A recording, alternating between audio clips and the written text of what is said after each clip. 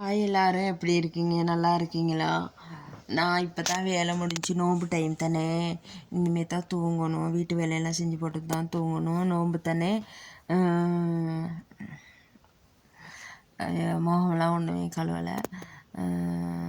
லேசாக முகத்துக்கு இது பண்ணிட்டு சோப் கொஞ்சம் போட்டு கழுவிட்டு அப்படி தான் வந்திருக்கிறேன். மற்றது என்ன தெரியுமா, எனக்கு லைக் பண்ணுறது கமெண்ட் பண்ணுறவங்களுக்கு எல்லாத்துக்கும் ரொம்ப ரொம்ப நன்றி.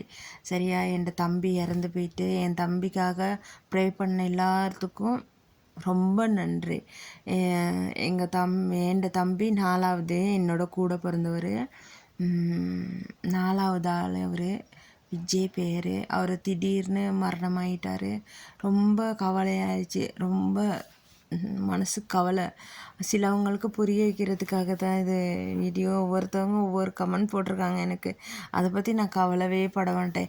ஏன்னா எனக்கு யார் இறந்தாலும் அழுக மாட்டேன். எனக்கு அழுக வராது. உண்மைக்குமே அழுக வராது. எங்கள் தாத்தா செத்து போனாங்க, எங்கள் அப்பா அம்மா செத்து போனாங்க, யாருக்கும் அழுகையே வராது. எனக்கு எப்பயுமே அழுக வந்ததில்லை. என்னத்துக்கு நம்ம அழுகிறதுக்கு? அந்த இறந்து போனோன்னா அந்த ஆன்மா இருக்கும் தானே, அந்த ஆன்மா நம்மளை சுற்றி சுற்றி தான் வருமா. அப்போ அந்த ஆன்மாவை கூட்டிகிட்டு போகல.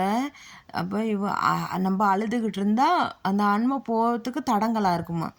சரிங்களா, அது நல்ல மோட்சத்துக்கு போவாதான். அதனால என்ன பொறுத்தவரை நான் எதுக்குமே அழுக மாட்டேன், அவ்வளோதான். அப்போ அதுக்கும் கமெண்ட் பண்ணியிருந்தாங்க. நான் என்னன்னு சொல்ல, எங்களுக்கு தம்பி இல்லாதது மனசு கவலை தான். திரும்ப இருக்கா எங்கள் தம்பி எங்களோட பிறக்கணும் அப்படின்ட்டு. ஏன்னா கோவக்காரனாக இருந்தாலும் நல்லவன். சொல்லி வேலை, அது சொல்கிறதுக்கு வார்த்தை இல்லை.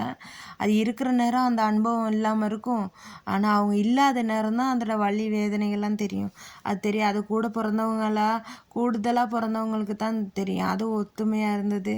5 பேர் நம்ம குடும்பத்தில். 5 பேரும் சில மாதிரி 5 பேரும் 5 மாதிரி அப்படித்தான் இருப்பாங்க. எல்லாம் கல்யாணம் முடிச்சு போனால் வேறு மாதிரி.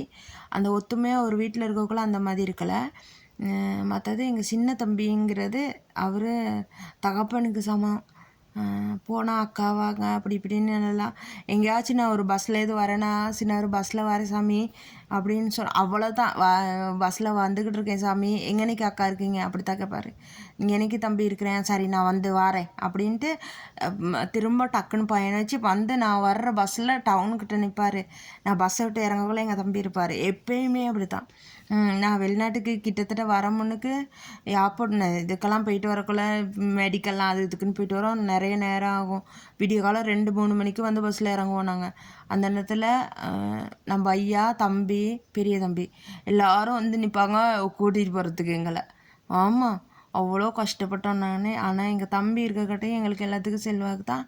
பெரிய தம்பி ஒன்று இருக்கிறாரு, இன்னொரு ரவி, எங்கள் பெரிய தம்பி இருக்கிறாரு. அவங்க பிள்ளைங்களுக்கு 3 இருக்குது. அவங்களோட இருக்கிறாங்க. யாருக்கும் நம்ம கரைச்ச கொடுக்கக்கூடாதுன்னு. அதுதான்.